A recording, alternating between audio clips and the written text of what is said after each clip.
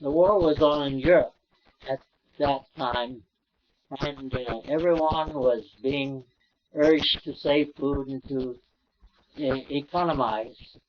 Herbert Hoover was later to be president, was in charge of saving food and other things and putting them and getting them to our allies in the war. And this saving of things was called Hooverizing. I remember a boy that I played with who said who showed me how he Hooverized. He took an apple and ate its core, seeds and all. I tried it, but I did not care for an apple that way. My older brother Miles got a bicycle while we were in Tillamook, and I remember his learning to ride it. There were sidewalks that were smooth, but every corner curved that was high. Some boys could jerk the front wheel of their bicycle up and go right over. But when Miles tried it, he crashed and flying over the handlebars onto the hard seat concrete, tearing his clothes and getting badly hurt. He finally did learn to ride the bicycle, however. After much discussion by the doctors, they decided that Mother had consumption, as they called it, in those days. They said she must go to a warm and dry climate to get well. So we made arrangements to all move to Southern California. In February 1918, we left Tillamook by train for Portland. There we stayed at the Big Mama Hotel. The next morning early, we were down to the railway station. It was crowded with people. We had our tickets, and the train was soon to come when we couldn't find Harold. He was lost somewhere in the crowd. After we had been searching frantically, he finally found us, as he said, and we were all able to board the Shasta Limited for California. In those days, all trains went south by Roseburg, Grants Pass, and Ashland, then up and over the Siskiyou Mountains. Near the town of Mount Shasta, the railway was down below in the bottom of a canyon, and there we stopped for the then famous Shasta Springs. Many people got off the train with bottles and containers of various kinds to get some of this water, which they thought had healing properties. When we got to Oakland on San Francisco Bay, the train came to a stop on the Oakland Pier. The train was then divided into two, and each section pushed out on a long ferry where they stood side by side as we were carried across to San Francisco.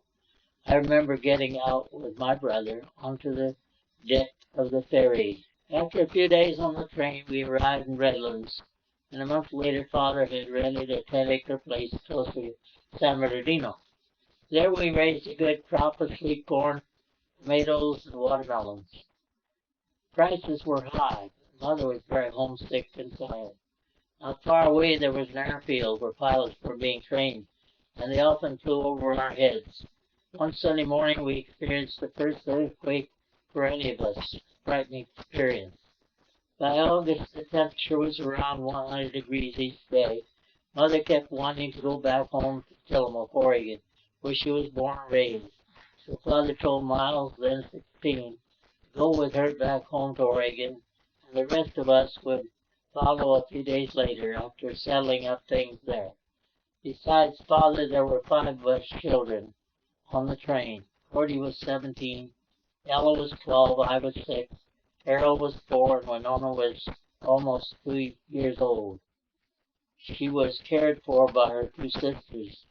The train back to Oregon was full of soldiers, for our country was at war. Cordy was an attraction to them, as they all seemed to want to talk to her and sit beside her. 2 years later, she had married a soldier boy come home from the army. Back in Tillamook County, we returned to the farm at first, and Father rented a house a short distance south of Cloverdale. This was 13 miles down the Mississippi River from our farm. Because Cloverdale had a doctor, we were moving there. I remember the doctor. His name was Dr. Lefevre. That fall I started school in Cloverdale. The first day my father had to drag me there while I cried all the way. but I soon was enjoying it. My teacher's name was Miss Edna Roycer. On November 11th, 1918, our telephone rang a very long ring. Then the operator announced that the war was over. The armistice had been signed. Soon a truck full of men with guns came down the road from Cloverdale, and every man was firing shots into the air as fast as he could. My brother Miles got Father's permission to take our big Winchester 4082 deer rifle and to fire off a few shots. About this time, Father bought the local newspaper, the Cloverdale Queer. He also bought a new Model T Ford automobile and learned to drive it so that we could go up to the farm and back more quickly. In the spring of 1919, we moved back to the farm, and Father used the car to drive to Cloverdale every day. We children finished the school year in our one-room country school named Brown School. In the fall of 1919, Father bought some land and a house in the edge of Cloverdale. He added on a large sunny bedroom for Mother so that she could be separate. For a long time, she would no longer kiss us children except on the top of the head. She coughed a lot, but was careful to spit only in special envelopes that were burned in the stove. On November the 21st, 1919, my dear mother, May Donaldson Blaylock, died. Before Mother passed away, Father had hired a cook and housekeeper, Miss Fanny Smith. She was dear to many families where she helped out, and as she worked, she sang all the popular songs that day. I remember Katie over there, and another with the chorus, "Oh boy, oh joy, where do you go from here?" It started out Patty Mac drove the hack up and down Broadway. Mother's funeral was held in the Fairview Grange Hall, about a mile east of the town of Tuma, and only about half a mile from where she had been born and where she grew up. She was buried in the Pioneer Cemetery east of there, close to the graves of her father and mother, Joseph and Amanda Donaldson, who had arrived in Tillamook County in 1864, carrying their first baby with them.